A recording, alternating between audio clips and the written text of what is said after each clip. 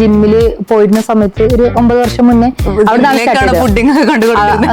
സത്യം പറഞ്ഞാൽ അവിടെയാണ് സ്റ്റാർട്ടിങ്. എല്ലാവർക്കും 24 മണിക്കൂർ തന്നെ, അതിലിപ്പോ കൂടുതലും കുറയൊന്നും ഇല്ലല്ലോ, അത് കറക്റ്റ് ആയിരിക്കും. അപ്പൊ നമുക്ക് ഇഷ്ടമുണ്ടെങ്കിൽ നമ്മൾ ചെയ്യാൻ താല്പര്യം ഉണ്ടെങ്കിൽ നമ്മളിത് കണ്ടെത്തും. കെട്ടിയോന് ആ വണ്ടി ഭയങ്കര ഇഷ്ടമായിരുന്നു, ഹാർലി എപ്പോഴും പറയലുണ്ട്. അപ്പൊ ഏതായിരുന്നു വണ്ടി? ഹാർലി. അപ്പൊ 25ാം വാർഷികല്ലേ, ഒട്ടും കുറക്കണ്ട. സത്യം പറഞ്ഞാൽ ഞാൻ പിക്കിള് തീരെ കഴിക്കാത്ത ആളാ. ഞാൻ ഉണ്ടാക്കി കൊടുക്കും, അത് കഴിച്ചിട്ട് എല്ലാവരും ഇഷ്ടമാണെന്ന് പറയണ കേൾക്കുക എന്നല്ലാതെ ഞാൻ കഴിക്കലില്ല.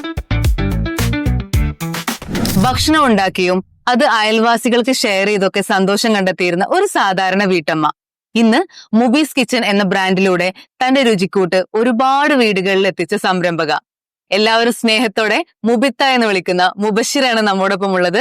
Hi Mubitha, welcome to startup Kerala. Thank you. മുബിത്താക്ക് ഭക്ഷണം ഉണ്ടാക്കാൻ ഭയങ്കര ഇഷ്ടമാണെന്ന് എനിക്കറിയാം. അപ്പോ എന്തുകൊണ്ടാണ് അച്ചാർ ഒരു ബിസിനസ് ആക്കാൻ തീരുമാനിച്ചത്? എല്ലാതും ഞാൻ ചെയ്തിട്ടുണ്ടായിരുന്നു, ഫുഡ് എല്ലാ ഐറ്റംസും ഞാൻ കൊടുത്തിട്ടുണ്ടായിരുന്നു. പിന്നെ കുറച്ച് തിരക്ക് കൂടി വന്നപ്പോ അച്ചാർക്ക് മാത്രം ഒതുങ്ങിയതാണ്. ഓക്കെ, അപ്പൊ അത് എന്തായിരുന്നു? സ്നാക്സും എല്ലാ ഫുഡും, ജ്യൂസ്, പുഡിങ് എല്ലാം ചെയ്ത് കൊടുത്തിട്ടുണ്ടായിരുന്നു. കൊടുത്തിട്ടുണ്ടായിരുന്നു. ഓക്കെ. ജിമ്മില് പോയിരുന്ന സമയത്ത് ഒരു 9 വർഷം മുന്നേ പുഡിങ് സത്യം പറഞ്ഞാൽ അവിടെയാണ് സ്റ്റാർട്ടിങ്. ഓക്കെ. മോനെ മൂന്നാമത്തെ ആള് പ്ലേ സ്കൂളിൽ പോയപ്പോ അവിടുത്തെ മിസ്സും ഞാനും പറ്റുള്ള ബോണ്ടിങ് ആണ് ഈ ഫുഡിലേക്ക് ഞാൻ ഇറങ്ങാനുള്ള കാരണം മെയിൻ ആയിട്ട്. അവള് പറഞ്ഞിട്ടാണ് ഞാൻ ഉണ്ടാക്കിയിരുന്നു, ഫുഡ് ഉണ്ടാക്കും എന്നുള്ളതുകൊണ്ട് തന്നെ. അവള് സ്പാർക്ക് കിഡ്സ് പറഞ്ഞിട്ടുള്ള ഒരു കിഡ്സിന്റെ പ്ലേ സ്കൂള്. അപ്പൊ അവള് ഫുഡ് ഉണ്ടാക്കണ ടേസ്റ്റ് ചെയ്തിട്ടൊക്കെ ഭയങ്കര ഇഷ്ടമാണ്. അപ്പൊ അവിടുത്തെ ഓരോ പ്രോഗ്രാമിനും എന്റെ അടുത്ത് ഫുഡ് വാങ്ങിയിട്ട് അതിന് എനിക്ക് പേയ്മെന്റ് തരാൻ തുടങ്ങി. അങ്ങനെയാണ് ഫസ്റ്റ് സ്റ്റാർട്ട് ചെയ്തത്. പിന്നെ ആ സമയത്ത് തന്നെയാണ് ജിമ്മിലും ചേർന്ന്. മോനും പോയി കഴിഞ്ഞ പിന്നെ ഞാൻ ഒറ്റക്കായ സമയത്ത് അങ്ങനെ ജിമ്മില് പോകാൻ തുടങ്ങി. അപ്പൊ ആ സമയത്ത് ഇവിടെ ഉള്ളവരൊക്കെ എങ്ങനെ തരുമോന്ന് ചോദിച്ചിട്ട് അങ്ങനെ സ്നാക്സും സംഭവങ്ങളൊക്കെ ഉണ്ടാക്കാൻ തുടങ്ങിയത്. ശരി. അപ്പൊ അയൽവാസികൾക്കും അതുപോലെ ഷെയർ ചെയ്തിരുന്നു അല്ലേ? അത് നമ്മള് വെറുതെ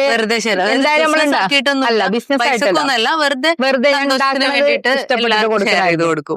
പിന്നെ മുബിത്ത എത്ര തരം അച്ചാറുകൾ ഉണ്ടാക്കുന്നത്, എത്ര വെറൈറ്റീസ് ഉണ്ടാക്കുന്നത്? അങ്ങനെയൊന്നുമില്ല, ഒരു വീഡിയോയില് ശരിക്കും പറഞ്ഞു കഴിഞ്ഞാല് ഇൻസ്റ്റാഗ്രാം റീലൊക്കെ കാണുമ്പോ വായിൽ ഇങ്ങനെ വെള്ളം ഊറും.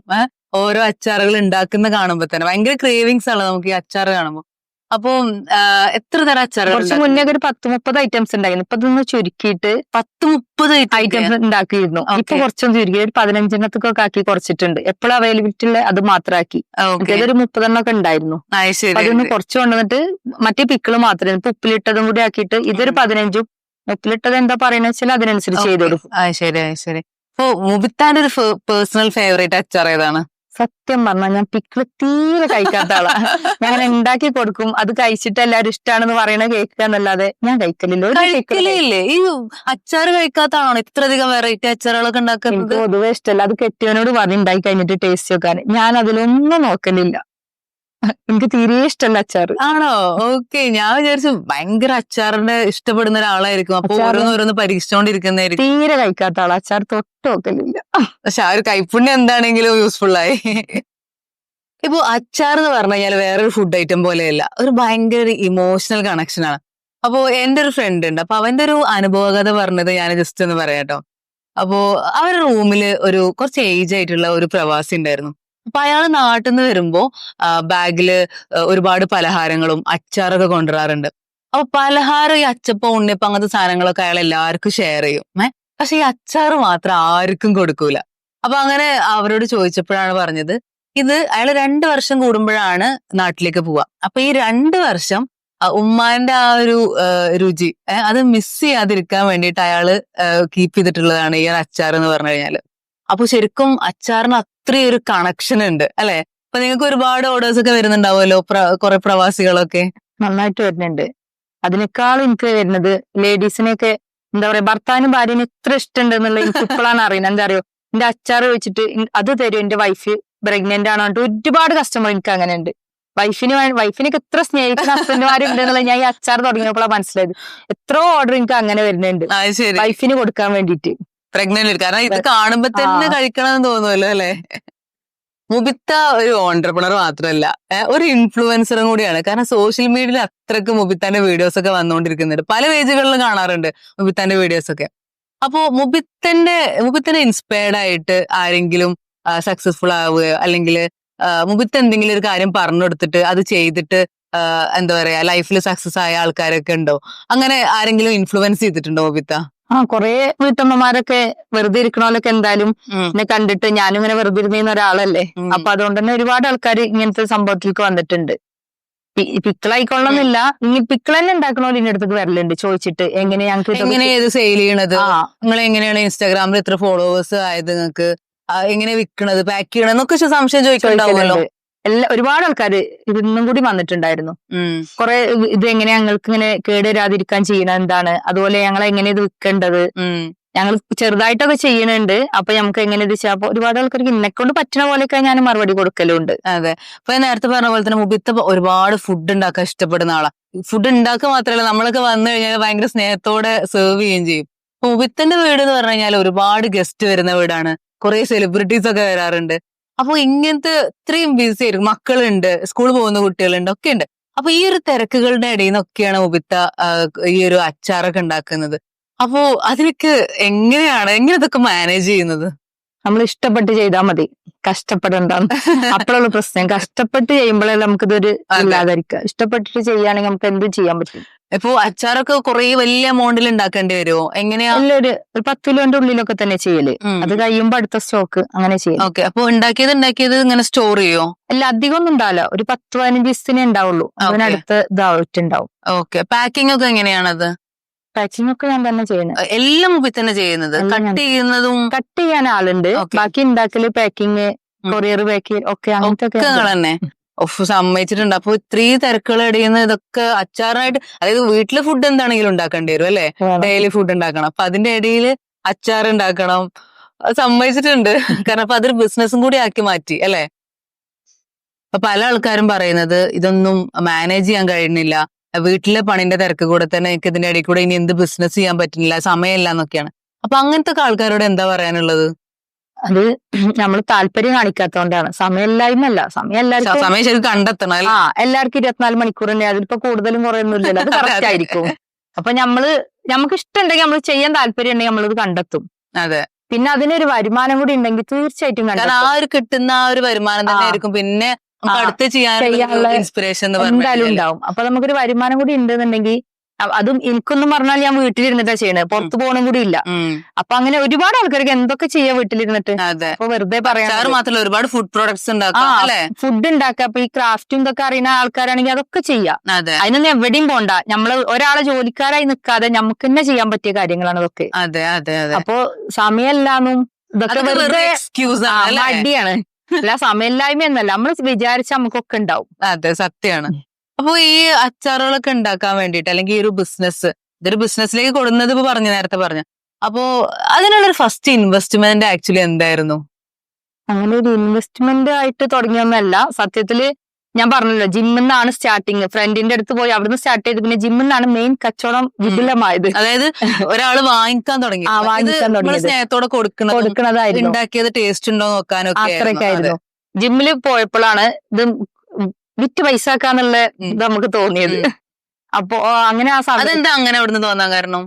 ഫ്രണ്ട് പിക്കിളും കൊണ്ട് വന്നപ്പോ ഫ്രണ്ട് ഇങ്ങനെ കല്ലുമ്മക്കായാണ് അവര് കൊണ്ടുവന്നത്. അപ്പൊ കൊടുക്കുന്നതല്ല, അല്ല, അവര് അവിടെ വന്നിട്ട് പറഞ്ഞു ആർക്കെങ്കിലും വേണമെന്നുണ്ടെങ്കിൽ നമുക്ക് ചെയ്തു തരാൻ പറ്റും, ഇത് കല്ലുമ്മക്കായന്റെ പിക്കിളാണ്, അപ്പൊ ആവശ്യമുള്ളല്ലോ. അപ്പൊ ഞാൻ ചോദിച്ചു ഫ്രണ്ടിനോട്, ഇത് നിങ്ങൾ ഉണ്ടാക്കിയതാണോ ചോദിച്ചു. അല്ല, ഞാൻ ഉണ്ടാക്കിയതല്ല, എന്റെ ഒരു ഫ്രണ്ട് ഉണ്ടാക്കിയിട്ട് സെയിലിന് വേണ്ടി തന്നാണ്. അപ്പൊ എനിക്കൊന്ന് കത്തി. അപ്പൊ ആ പിക്കിൾ അവിടെ എല്ലാരും വാങ്ങിച്ചു. വാങ്ങിച്ചിരുന്നു. അപ്പോഴാണ് എനിക്ക് കത്തിയത്. എന്തുകൊണ്ട് എനിക്ക് ഒരുപാട് സംഭവങ്ങൾ വാങ്ങാൻ ആൾക്കാരുണ്ട്. അപ്പൊ എന്തുകൊണ്ട് എനിക്ക് ഒരുപാട് ആൾക്കാരുണ്ട്. അപ്പൊ എന്തുകൊണ്ട് എനിക്ക് ഇത് സ്റ്റാർട്ട് ചെയ്തുവിടുക. അപ്പൊ തുടങ്ങിയതാണ്. അതിന്റെ ഇടക്കും ഇതേമാതിരി അനിയന് പിക്കിളൊക്കെ ഗൾഫിലേക്ക് കൊടുത്തേക്കാനൊക്കെ ഉണ്ടാക്കലുണ്ടായിരുന്നു. ഫസ്റ്റ് ഇവിടുത്തെ ഏട്ടന്റെ വൈഫായിരുന്നു എപ്പോഴും പിക്കിൾ ഉണ്ടാക്കി തന്നിരുന്നു അനിയനൊക്കെ. പിന്നെ ഞാൻ തന്നെ ചെമ്മീനൊക്കെ കിട്ടുമ്പോ ഞാൻ തന്നെ ഉണ്ടാക്കിയിട്ട് ചെമ്മീനൊക്കെയാണ് ഫസ്റ്റ് അച്ചാർ തിന്നാത്ത ആളാണെന്ന് പറഞ്ഞു. എന്നിട്ട് ഇത്ര വെറൈറ്റി അച്ചാറുകൾ കൊണ്ടുവരും ചെയ്യുന്നുണ്ട്. ഞാൻ കാടമുട്ട ഒരുപാട് ചെയ്യുന്നുണ്ട്. അങ്ങനെ സാധാരണ ചെയ്യുന്നതിനേക്കാളും എന്ത് കിട്ടിയാലും അച്ചാർ. നമ്മൾ സാധാരണ കാണാത്ത ഇതൊക്കെ തരം ഉണ്ടാക്കുന്നത് ചെമ്മീന് പറഞ്ഞു, പിന്നെ ഇതാ കാടമുട്ട അങ്ങനെയല്ല, എന്ത് കിട്ടിയാലും ഇടും. എന്ത് കിട്ടിയാലും അച്ചാർ ഇടും. ഇപ്പൊ അടുത്ത് ഞാൻ കണ്ടിരുന്നു ഇൻസ്റ്റാഗ്രാമിൽ, മറ്റേ ഇൻസ്റ്റാഗ്രാമില് ഓർക്കാപ്പുളി, അതിനെന്താണ് ഇനി വേറെ പേര് എനിക്കറിയില്ല, ഇരുമ്പാമ്പുളി. ഓക്കെ, അത് വെച്ച് അച്ചാർ ഉണ്ടാക്കുന്നത്. എരിവുള്ളതും ഉണ്ടാക്കുന്നുണ്ട്, മധുരമുള്ളതും ഉണ്ടാക്കുന്നുണ്ട്. ഓക്കെ. എന്ത് കണ്ടാലും നമുക്ക് ഉണ്ടാക്കാൻ പറ്റും, അത്രേ ഉള്ളൂ. അതായത് ഏത് സാധനം കൊണ്ടും അച്ചാറുണ്ടാക്കി ബിസിനസ് ആക്കി മാറ്റിയ ആളാണ്. സാധാരണ ഭർത്താക്കന്മാരാണ് ഭാര്യമാർക്ക് ഗിഫ്റ്റ് കൊടുക്കാറുള്ളത്. ഇപ്പൊ ഈ ഇടയ്ക്ക് ഞാനൊരു വീഡിയോ കണ്ടു, ഒരുപാട് ഷെയർ ചെയ്തിട്ടുള്ള ഒരു വീഡിയോ ആണ്. കണ്ടു ഒരു ഭാര്യ ഒരു ഭർത്താവിന് ആനിവേഴ്സറിക്ക് ഒരു ഗിഫ്റ്റ് കൊടുത്തത്. ആ ഭാര്യ വേറെ ആരുമല്ല, നമ്മുടെ മുബിത്തയാണ്. അപ്പൊ അതിനെ കുറിച്ച് എന്താ പറയാനുള്ളത്? കെട്ടിയോന് ആ വണ്ടി ഭയങ്കര ഇഷ്ടമായിരുന്നു. ഹാർലി എപ്പോഴും പറയലുണ്ട്. അപ്പൊ അതോ ഏതായിരുന്നു വണ്ടി? ഹാർലി. ഓക്കെ. അപ്പോ 25ാം വാർഷികല്ലേ, ഒട്ടും കുറക്കണ്ട മക്കളോട് സംസാരിച്ചു. ജനുവരി 19 രണ്ടാമത്തെ മോന്റെ ബർത്ത്ഡേ ആയിരുന്നു. അതിലിങ്ങനെ ഞങ്ങള് ബർത്ത്ഡേക്ക് പുറത്ത് പോയിട്ടൊക്കെ ഫുഡൊക്കെ കഴിച്ച് വന്നിട്ട് ഞങ്ങൾ ഇങ്ങനെ ഇരിക്കുമ്പോ പറഞ്ഞു നമുക്കൊരു വണ്ടി വാങ്ങിയാലോ. അതിന് 20ാം തീയതി ആണ് പിന്നെ പറയുന്നത്. 19 ഞാൻ ആനിവേഴ്സറി പ്ലാനിങ് അപ്പോഴാണ് എന്താ ജനുവരി 19 തീയതി. അതിലും മോന് പറഞ്ഞു അന്നാ നമുക്ക് നോക്കാം എന്നാല് പറഞ്ഞു. അപ്പൊ തന്നെ എന്റെ ഒരു ഫ്രണ്ട് ഉണ്ട് വണ്ടിന്റെ ഒക്കെ ഷെബീർ ലിയാനുണ്ട്, അവരെ വിളിച്ചു. അതിൽ നമ്മൾ കുറെ കാര്യങ്ങൾ നടത്തുന്നുണ്ട്. പക്ഷെ എല്ലായിടത്തും അവസാനം ശരിയല്ല. പിന്നെ കോട്ടക്കില് DC പോയിട്ടാണ് നമ്മൾ വായിച്ചിട്ടുണ്ടായിരുന്നത്. ഓക്കെ. കെട്ടിയാനല്ലാത്ത എല്ലാരും അറിഞ്ഞിരുന്നു, പക്ഷെ കെട്ടി അറിഞ്ഞിട്ടുണ്ടായിരുന്നില്ല. ശരിക്കും ഷോക്കായിട്ട്. പേര് നൗഷാദ്. നൗഷാദ്. അപ്പൊ നൗഷാദ് മാത്രം അറിഞ്ഞിട്ടില്ല, ബാക്കി എല്ലാരും അറിഞ്ഞിട്ടുണ്ടായിരുന്നു. ഓക്കെ. അതുകൊണ്ടാണ് ആനിവേഴ്സറിക്ക് അത്ര ആള് വരാൻ കാരണം. ആനിവേഴ്സറി നമ്മൾ സാധാരണ ആനിവേഴ്സറി ഒന്നും ചിലപ്പോ മക്കള് ഒരു കേക്ക് കൊണ്ടുവരുമ്പോ കട്ട് ചെയ്യുന്നല്ലാതെ അങ്ങനെ സെലിബ്രേറ്റ് ചെയ്യലൊന്നുമില്ല. ഇത് പറഞ്ഞപ്പോ ഫ്രണ്ട്സ് ഒക്കെ എന്തായാലും ഞങ്ങൾക്ക് ആവണം, ഞങ്ങൾക്ക് അത് കാണണം എന്ന് പറഞ്ഞിട്ട് ഓലെല്ലാരും വരും എന്ന് പറഞ്ഞു. അങ്ങനെ ആനിവേഴ്സറി ഇത്ര കളറായി. ഉണ്ടായിരുന്നു ഫസ്റ്റ് ഹാർലി കണ്ടപ്പോ നൗഷാദ് ഖാന്റെ കണ്ണെന്ന് വെള്ളമൊക്കെ വരുന്നുണ്ടായിരുന്നു. എന്നോട് പറഞ്ഞത് അടവ് അടക്കണ്ടേ. ഞാൻ പറഞ്ഞ അടവ് ഞാനല്ലേ അടക്കണം, നിങ്ങൾ എന്തിനാ ബുദ്ധിമുട്ടുണ്ടോ. കണ്ണെന്നൊക്കെ വെള്ളം വന്നപ്പോ അപ്പൊ ഷോക്കായി. കണ്ടപ്പോ വലിയ ഇതൊന്നും തോന്നിയിരുന്നില്ല, പക്ഷെ കണ്ണെന്നൊക്കെ വെള്ളം വന്ന് മനസ്സിലായി എന്തൊക്കെ ഉണ്ട് കത്തിക്കണത്. ഇപ്പൊ നിങ്ങളൊരു വീട്ടമ്മയാണ്, അതിലുപരി ഒരു ലേഡി ഓൺട്രപ്രണർ ആണ്. അപ്പൊ എന്താണെങ്കിലും അത്യാവശ്യം പ്രഷറും സ്ട്രെസ്സും ഒക്കെ ഈ ഒരു തിരക്കേടുകളുടെ ഇടയിൽ ഉണ്ടാവും അല്ലെ? അപ്പോ പിന്നെ അതുകൂടാതെ മൂഡ് സ്വിങ്സ് എല്ലാം ഉണ്ടാവും. അപ്പൊ ഇതെല്ലാം ഒന്ന് റിലാക്സ് ചെയ്യാൻ വേണ്ടിയിട്ട് ഒന്ന് സമാധാനം കിട്ടുന്ന ഒരു പേഴ്സൺ ആരാണ്, അല്ലെങ്കിൽ ആരടുത്താണ് ആദ്യം പോവുക? അങ്ങനെ ആദ്യം പോയിക്കൊള്ളുന്നില്ല, ഫോണിലായിരിക്കും. ഓക്കെ. ചിലപ്പോ എത്താൻ പറ്റുന്നില്ല. അങ്ങനെ ഒരാളല്ല രണ്ടാളുണ്ട്. രണ്ട് സമാധാനം. ഒരുപാട് സമാധാനക്കാരുണ്ട്. എന്താ പറയാ, എന്തിനൊപ്പം നിക്കണ കൊറേ ഫ്രണ്ട്സ് ഉണ്ട്. ലേഡീസ് തന്നെയാണ് മെയിൻ ആയിട്ട്, ജെന്റ്സ് ഒന്നും അങ്ങനെ ഫ്രണ്ട്സ് ഇല്ല. ഫ്രണ്ട്സ് ഉണ്ടെങ്കിൽ കൂടിയിട്ട് എനിക്ക് സമാധാനം തരുന്നത് കുറച്ച് ലേഡീസ് ആയിട്ടുള്ള ഫ്രണ്ട്സ് തന്നെയാണ്. കുറെ ആൾക്കാരുണ്ട്, അതിൽ മെയിൻ ആയിട്ട് രണ്ടാൾക്കാര്. ഒന്ന് ഉമ്മൈമ, ഡോക്ടർ ഉമ്മൈമ. പിന്നെ അതുപോലെ തന്നെ ഇതും ഡോക്ടർ തന്നെയാണ്, ഡോക്ടർ സിമിയ മുന്താസ്. പക്ഷെ ചെയ്യുന്നത് എർത്തി സ്പേസ് ആയിട്ട് ഡോക്ടർ ആയിരുന്നെങ്കിൽ പേഷ്യനായിട്ട് ഇപ്പൊ ചെയ്യുന്ന വേറെ കുറെ കാര്യങ്ങളാണ്. രണ്ടാളും ഒരുപോലെ തന്നെ സപ്പോർട്ട് കൊണ്ടെടുക്കുന്ന ആൾക്കാരാണ്. മുബിത്തൊക്കെ എന്തുണ്ടെങ്കിലും ഓടി പോയിട്ട് അവരോട് സംസാരിക്കാം. തീർച്ചയായിട്ടും. ഒരുപാട് ഫ്രണ്ട്സിന്റെ ഇടയിൽ നിന്ന് ഇങ്ങനെ രണ്ട് ഫ്രണ്ട്സും കൂടി ഉണ്ട് എന്നുള്ളതാണ് അല്ലെ? ഇപ്പൊ കൊറേ ഫ്രണ്ട്സ് ഉണ്ട് എന്ന് പറഞ്ഞു. അപ്പൊ ശരിക്കും പറഞ്ഞു കഴിഞ്ഞാല് ലേഡീസ് ഒക്കെ കുറച്ച് കഴിഞ്ഞു കഴിഞ്ഞാല് ഫാമിലി, കുട്ടികള് എന്നൊക്കെ പറഞ്ഞ് ഒതുങ്ങി കൂടെ ചെയ്യല്. ആ ഫ്രണ്ട്ഷിപ്പ് ഒന്നും അതുപോലെ കീപ്പ് ചെയ്യല് ലേഡീസ് വളരെ കുറവാണെന്നാണ് എനിക്ക് തോന്നിയിട്ടുള്ളത് കേട്ടോ. അപ്പൊ ഇപ്പോഴും ആ ഒരു ഫ്രണ്ട്ഷിപ്പ് അല്ലെങ്കിൽ കുറെ ഫ്രണ്ട്സ് അല്ലെങ്കിൽ എന്തും പറയാൻ പറ്റുന്ന രണ്ട് ഫ്രണ്ട്സ് എന്നൊക്കെ ഉള്ള രീതിയിൽ ആ ഫ്രണ്ട്ഷിപ്പ് ഇപ്പോഴും കീപ്പ് ചെയ്യുന്നു. അപ്പൊ അതിന്റെ ഒക്കെ ഒരു ഇമ്പോർട്ടൻസ് എന്താണ് ശരിക്കും നമ്മുടെ ലേഡീസിന് അങ്ങനെ ഉണ്ടാവണം എന്നുള്ളതാണ് എനിക്ക് പറയാനുള്ളത്. അതായത് ഭർത്താവും കുട്ടികളും ഒന്നും അല്ലാതെ നമുക്ക് എല്ലാതും പറയാനും ഒഴിഞ്ഞു പോയിരിക്കാനും പറ്റിയത് അത് ഏറ്റവും നല്ലത് അവർ തന്നെയാണ്, ഫ്രണ്ട്സ്. അപ്പൊ എനിക്ക് ഇപ്പൊ മെയിൻ ആയിട്ട് ഈ രണ്ടെണ്ണം പറഞ്ഞില്ല, അതുപോലെ തന്നെയാണ് ഇവരും മാറ്റി നിർത്താനൊന്നും പറ്റൂല, എണ്ണാൻ പറ്റൂല, അത്രക്കുണ്ട്. ആര് സംസാരിച്ചാലും ഇപ്പൊ നമ്മള് കുറച്ചേരം സംസാരിച്ച് നമ്മള് ഫ്രണ്ട്സ് ആയല്ലേ. കല്യാണം കഴിഞ്ഞ സമയത്ത് നമ്മള് സ്കൂൾ ഫ്രണ്ട്സ് ഒന്നും എനിക്ക് ആരുമില്ല. കുറച്ച് ചെറുപ്പത്തിലെ കല്യാണം കഴിഞ്ഞുകൊണ്ട് ആ ഫ്രണ്ട്ഷിപ്പ് ഒക്കെ കഴിഞ്ഞ് പിന്നെ മക്കളെ സ്കൂൾ ചേർത്തതിന് ശേഷമാണ് എനിക്ക് ഫ്രണ്ട്സ് വരാൻ തുടങ്ങിയത്. അപ്പൊ ആ ഫ്രണ്ട്സിനെ ഞാൻ എപ്പോഴും നിലനിർത്തലുണ്ട്. അത് എത്ര ഇപ്പൊ മൂത്ത മോനെ LKG ചേർത്തപ്പോഴുള്ള ഉമ്മമാരാണെങ്കിലും ഇപ്പൊ മൂത്ത മോന് 22 വയസ്സ്, ഓലന്മാരായിട്ട് അതേ കോണ്ടാക്ട് ഇപ്പോഴും ഞാൻ നിലനിർത്തും. എനിക്ക് ഫ്രണ്ട്സിനെ ആയി കിട്ടിയത് ഞാൻ കളയലില്ല. അത് മാക്സിമം ഞാൻ പിടിച്ച് നിർത്തലുണ്ട്, കീപ്പ് ചെയ്ത് കൊണ്ടുപോകും. അത് എന്തെങ്കിലും ആയിട്ട് ചില ദിവസം വിളിച്ചോളതൊന്നുമില്ല, എന്നാലും അതിന്റെ എപ്പോഴും ബാലൻസ് ചെയ്ത് വിളിക്കുമ്പോഴും ഇന്നലെ കണ്ട പോലെ അത് കിട്ടും. ഇപ്പൊ നിങ്ങള് എങ്ങനെയാണ്, ഇപ്പൊ മുബിത്ത് എങ്ങനെയാണ് അച്ചാറ് സെയിൽ ചെയ്യുന്നത്? മീൻസ് കണക്ഷനിലൂടെയാണോ അതോ ഇൻസ്റ്റാഗ്രാം ത്രൂ ആണോ, എങ്ങനെയാണ് ഇത് സെയിൽ ചെയ്യുന്നത്? കണക്ഷൻ ഉണ്ട് ഇവിടെ, നമ്മളറിയുന്ന ആൾക്കാർക്ക് അങ്ങനെ കൊടുക്കുന്നുണ്ട്. മെയിൻ ആയിട്ട് ഇൻസ്റ്റാഗ്രാം. ഈ ഒരു ബിസിനസ് ഗ്രോ ചെയ്യണമെങ്കിൽ കുറച്ചും കൂടി ആൾക്കാരിലേക്ക് എത്തിക്കാൻ വേണ്ടിട്ട് ഇൻസ്റ്റാഗ്രാം യൂസ് ചെയ്യുന്നത്. ഇൻസ്റ്റാഗ്രാം വാട്സാപ്പ് ഒക്കെ ആയിട്ട് അങ്ങനെയാണ് മെയിൻ ആയിട്ട് കച്ചവടം നടക്കുന്നത്. ഓക്കെ. ഇപ്പോ ഈ ഒരു അടുക്കളയിൽ നിന്ന് അല്ലെങ്കിൽ ഈ ഒരു ഇൻസ്റ്റാഗ്രാം കമ്മ്യൂണിറ്റി അല്ലെങ്കിൽ ചുറ്റുള്ള ആൾക്കാർ, അതൊന്നും അല്ലാണ്ട് ഈ ഒരു അടുക്കളയിൽ നിന്ന് മാർക്കറ്റിലേക്ക് ഇനി കൊണ്ടുവരാനുള്ള എന്തെങ്കിലും പ്ലാൻ ഉണ്ടോ? എന്തെങ്കിലും മുബിത്തന്റേതായ ഒരു ഔട്ട്ലെറ്റ് അല്ലെങ്കിൽ മുബീസ് കിച്ചൺ എന്ന് പറഞ്ഞ ഒരു ഷോപ്പൊക്കെ ഇങ്ങനെ ഡ്രീം ഉണ്ടോ? എന്തായാലും ഉണ്ട്. അധികം വൈകാതെ ഉണ്ട്, അതാണ് അങ്ങനെ ഡ്രീം ഉണ്ട് ഉണ്ട്. മുബിത്തക്ക്. ഓക്കെ, അധികം വൈകാതെ നമുക്ക് കാണാം. ഇപ്പൊ മുബിത്തനെ പോലത്തെ ഒരുപാട് വീട്ടമ്മമാരുണ്ടാവും. അപ്പോ എന്തെങ്കിലുമൊക്കെ പ്രൊഡക്ട്സ് ആയിട്ട് ചെയ്യണം, അല്ലെങ്കിൽ എന്തെങ്കിലുമൊക്കെ ഒരു ബിസിനസ് ആയിട്ട് കൺവേർട്ട് ചെയ്യണം എന്നൊക്കെ ആഗ്രഹമുള്ള ആൾക്കാർ. അപ്പോ അവർക്കൊക്കെ കൊടുക്കാനുള്ള ഒരു ടിപ്സ് എന്താണ്? അത് സത്യം പറഞ്ഞ എന്റെ കെട്ടിയോനാക്കി തന്നാട്ടോ. എന്റെ പേരിനെ ഷോർട്ട് ആക്കിയിട്ട് ഈ ബ്രാൻഡിലേക്ക് മാറ്റി തന്നത് കെട്ടിയോനാണ്, ഹസ്ബൻഡ് ആണ് അല്ലെ? ഓക്കെ. അപ്പൊ ഇങ്ങനെയാണ് നിങ്ങളുടെ ഒരു പാക്കേജിംഗ് ഒക്കെ വരുന്നത് അല്ലെ? ഓക്കെ. അപ്പൊ ലോഗോയിലൊക്കെ മുബിത്തന്റെ ഫോട്ടോ തന്നെയാണോ വെച്ചിട്ടുള്ളത് അല്ലെ? അത് എന്റെ ആഗ്രഹം. ഫേസില് ഒരു ലോഗോ വരണം എന്നുള്ളത് നിങ്ങൾ ആഗ്രഹം? എവിടെ നോക്കിയാലും എന്റെ തല, എന്റെ മുഖം, ആ ഒരൊറ്റ ഇതിലാണ് ഞാൻ ഇതന്നെ ചെയ്തിട്ടുള്ളത്. പേഴ്സണൽ ബ്രാൻഡിങ്ങിന്റെ വേറെ ലെവലാണ് മുബിത്ത. ഇപ്പൊ ലേഡീസ് ഒക്കെ വെറുതെ വീട്ടിലിരുന്ന് സമയം കളയാണ്. അപ്പോ അവർക്കൊക്കെ എന്താ ശരിക്കും മുബിത്താനെ പോലത്തെ ആൾക്കാർ ഒരു ഇൻസ്പിറേഷൻ തന്നെയാണ്. സ്വന്തമായിട്ട് വരുമാനം ഉണ്ടാക്കുക, അത് ഉപയോഗിച്ച് ഇപ്പൊ ഹസ്ബൻഡ് എന്താ ഗിഫ്റ്റ് കൊടുത്തു എന്ന് പറഞ്ഞു. അതുപോലെ എന്തെല്ലാം കാര്യങ്ങൾ ചെയ്യാം അല്ലെ? വെറുതെ ഇരുന്ന് സമയം കളയുന്നേക്കാളും നല്ലത് ഒരു വരുമാന മാർഗം ആക്കിയാൽ മതി. എന്ത് വെച്ചിട്ടും ചെയ്യാം. അത് പുറത്തു പോകണമെന്നൊന്നുമില്ല. നമുക്കറിയണത് എന്ത് സാധനം ഒന്ന് വാങ്ങിക്കാം, ഈ ഓൺലൈനൊക്കെ ഉള്ളത് കൊണ്ട് വാങ്ങിക്കാൻ ആൾക്കാരുണ്ട്. എന്ത് നമുക്ക് ബിസിനസ് ആക്കാം. എന്ത് കാര്യവും. അതൊരു ചെറിയ കുട്ടികളുടെ ഡ്രസ്സ് ആണെങ്കിൽ പോലും അതൊരു ഫോട്ടോ ഇട്ട് കഴിഞ്ഞാൽ ആ ഫോട്ടോ ഒക്കെ നല്ല ക്വാളിറ്റിയിലാണെങ്കിൽ അത് വാങ്ങാൻ ഇഷ്ടം പോലെ ആൾക്കാര്. അതിന്റെ ഒപ്പം നമുക്കൊരു വരുമാനം ഉണ്ടെങ്കിൽ തന്നെ മെയിൻ ആയിട്ട് നമുക്ക് എല്ലാവരുടെ ഇടയിലും ഒരു റെസ്പെക്ട് ഉണ്ടാവും. പിന്നെ ആരെ കയ്യിൽ നിന്ന് ഒന്നും വാങ്ങാൻ നമുക്ക് എന്തെങ്കിലും നമുക്കൊരു ഇഷ്ടപ്പെട്ട കാര്യം വാങ്ങണമെന്നുണ്ടെങ്കിൽ എല്ലാതും ഹസ്ബൻഡിനോട് ഇങ്ങനെ ചോദിക്കേണ്ട കാര്യമല്ലോ. ഓർക്കും നമ്മൾക്ക് ഒരുപാട് കാര്യങ്ങൾ അവർ ചെയ്യുന്നുണ്ട്. പക്ഷെ ആ കൂട്ടത്തില് നമുക്ക് എപ്പോഴും ഇങ്ങനെ ചോദിച്ചിരിക്കണേക്കാളും നമ്മളൊരു സ്വന്തം കയ്യിൽ നിന്ന് എടുത്ത് കൊടുക്കണേന് ഒരു വേറെ അഭിമാനമല്ലേ? അത് ഗിഫ്റ്റ് എടുത്തപ്പോ ഒരു അഭിമാനം ശരിക്കും ഇങ്ങനെ ഉണ്ടായിരുന്നു, എക്സ്പീരിയൻസ് ചെയ്തിട്ടുണ്ടാവുമല്ലോ. മുബിത്താൻ എനിക്ക് നേരത്തെ അറിയുന്നതാണ്. അപ്പൊ മുബിത്താനോട് ഇത്രയും നേരം സംസാരിച്ചതിൽ വളരെ സന്തോഷമുണ്ട്. നമ്മൾ ഒരുപാട് കാര്യങ്ങൾ നമ്മൾ സംസാരിച്ചു. ഞങ്ങൾ കോമൺലി ഇവിടെ വെറുതെ ഇരുന്ന് സംസാരിക്കുന്ന ആൾക്കാരാണ്. അത് ഞങ്ങൾ ജസ്റ്റ് ഷൂട്ട് ചെയ്തേ ഉള്ളൂ. അപ്പോ മുബിത്താന്റെ ബ്രാൻഡ് ഇനി അടുക്കളയിൽ നിന്ന് മാർക്കറ്റിലേക്ക് കൂടുതൽ ഉയരങ്ങളിലേക്ക് അതെ ഒരുപാട് ഉയരങ്ങളിൽ എത്തട്ടെ എന്ന് ഞാൻ ആത്മാർത്ഥമായിട്ട് ആശംസിക്കുകയാണ്. അപ്പോ ഞങ്ങൾ ഈ ഷോയിൽ വന്നതിൽ ഒരുപാട് സന്തോഷം. Thank you so much Mubitha. Thank you. എനിക്ക് അതിലേറെ സന്തോഷമുണ്ട്. ഈ ഒരു സ്റ്റാർട്ടപ്പ് കേരള എന്ന് പറഞ്ഞ പരിപാടിയിൽ ഫസ്റ്റ് ഞാനാണെന്ന് തോന്നുന്നു അല്ലെ?